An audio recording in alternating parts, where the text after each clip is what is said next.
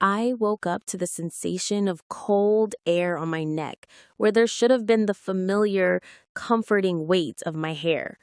Before I even opened my eyes, my hand flew to my head in a panic, fingers searching through what felt like coarse, uneven straw instead of the smooth, waist-length curtain I'd carefully braided before bed. The pillowcase felt gritty against my cheek, and when I managed to pry my eyes open, I saw why. It was littered with dark, wispy strands of my own hair, scattered across the white cotton like casualties on a battlefield. My heart hammered against my ribs, a frantic, terrified rhythm. The room smelled faintly of my mother's Chanel No. 5, a scent that usually meant comfort but now felt invasive, wrong. And underneath it, the sharp, metallic tang of scissors. I stumbled out of bed, my legs unsteady, and lurched toward the vanity mirror. The sight that greeted me stole the breath from my lungs. My hair, my beautiful chestnut brown hair that I'd spent years growing, that my fiancé loved to run his fingers through, that was supposed to be my crowning glory as the maid of honor at my sister's wedding today, was utterly destroyed.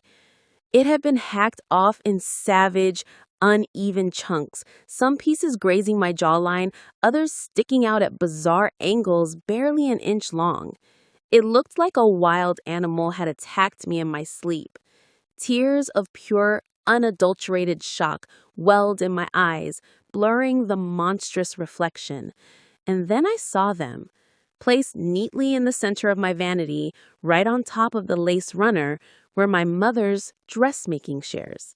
And next to them, a small, cream-colored note card with a message written in her perfect, looping handwriting.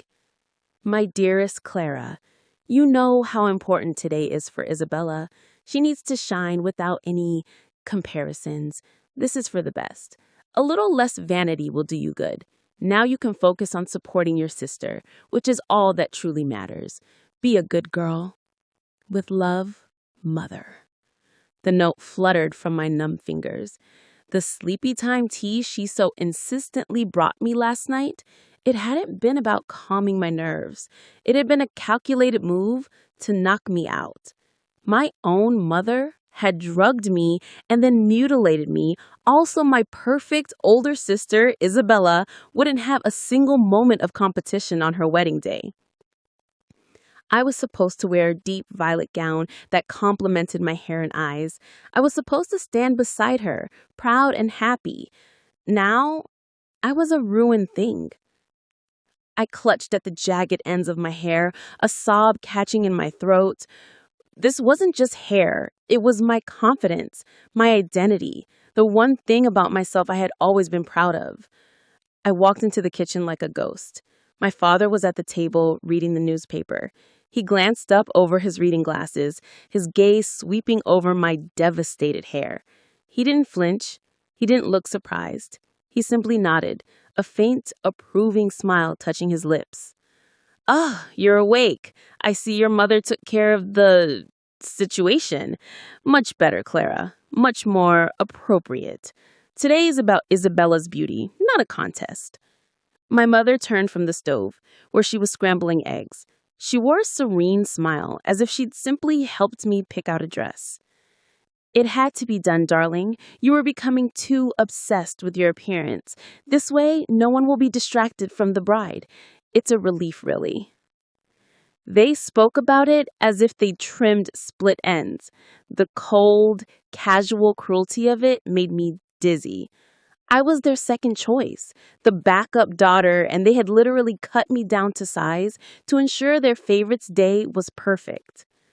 Please subscribe to our channel and tell us in the comments where you're from, because what I did next would change everything forever. I fled to the bathroom, locked the door, and called my fiancé Mark. I could barely get the words out. He was at my house in under 10 minutes. When I opened the door, the color drained from his face. His expression shifted from confusion to horror and then to a cold, hard fury I had never seen in him. "Your parents," he said, his voice dangerously quiet. It wasn't a question. I just nodded, tears streaming down my face. He pulled me into a fierce hug, then held me at arm's length, his hands on my shoulders. Okay, listen to me. We are not letting them get away with this. We are not hiding you. We are going to turn their cruelty into your power. He helped me think, and then I remembered. For months, I'd been voice recording conversations with my family for my therapist, trying to make sense of the constant microaggressions. I scrolled through my phone with trembling fingers and found it. A recording from just 2 weeks ago. My mother's voice was crisp and clear. Isabella's wedding dress is exquisite. You'll need to be careful, Clara. That violet dress you chose with your hair, people might look at you instead of the bride. We can't have that. We'll think of something to balance it out. Hearing it now, with the evidence of that something ravaging my head, it was a smoking gun. It was premeditated. Mark looked at me, his eyes blazing with determination. You're going to the wedding, and you're going to give a speech they'll never forget. He drove me to an elite salon downtown, to a stylist he knew who specialized in transformative cuts.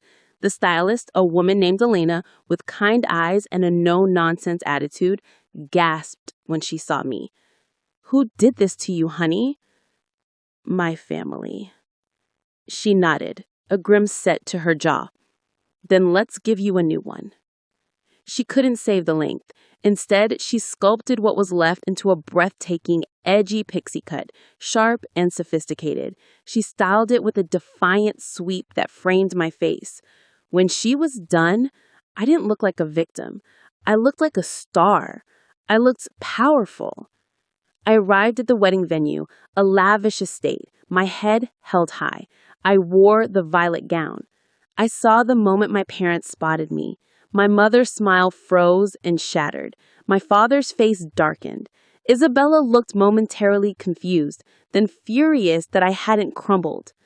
When it was time for the maid of honor speech, I walked to the microphone, my heart pounding, not with fear, but with a steady, righteous anger. I looked out at the 300 guests, all their friends, our family, the entire world they were so desperate to impress. Thank you all for coming to celebrate Isabella and David. I began, my voice clear and carrying. A polite smile touched the faces in the crowd. My parents relaxed slightly, thinking I was playing my part. It's a beautiful day, but before I toast the happy couple, I need to explain why I look the way I do today. I held up my mother's scissors, which I had brought with me. They caught the light. Earlier this morning, while I was unconscious from a sedative my mother slipped into my tea, these were used to cut off all my hair. A wave of gasps and murmurs rippled through the room. My father shot to his feet. Clara, that's enough. Sit down. It's not nearly enough, I said, my voice cutting through his. I held up my phone. My mother's voice, plodding and cold, echoed through the sound system for everyone to hear. The silence that fell was absolute and horrified. I saw guests recoil. I saw the look of disgust directed at my parents.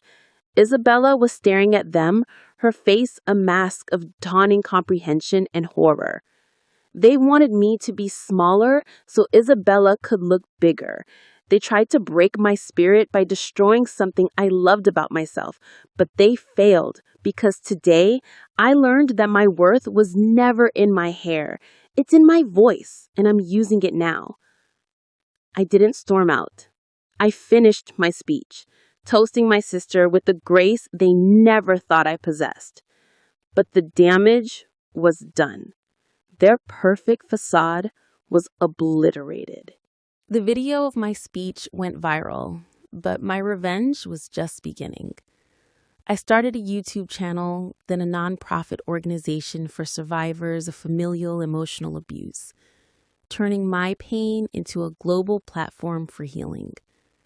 I became a voice for the unseen daughters. A year later, I was invited to give a TEDx talk about reclaiming your identity after trauma. The talk was called The Cut That Set Me Free. As I stood on that stage under the bright lights, my short hair styled elegantly, speaking to a captivated audience, I was the most powerful version of myself I had ever been. My parents' attempt to diminish me had launched me into a life they could have never imagined. The best revenge wasn't hatred. It was a success so profound that their cruel act became nothing more than the first sentence of a story about my triumph. Please subscribe to our channel and tell us in the comments where you're watching from.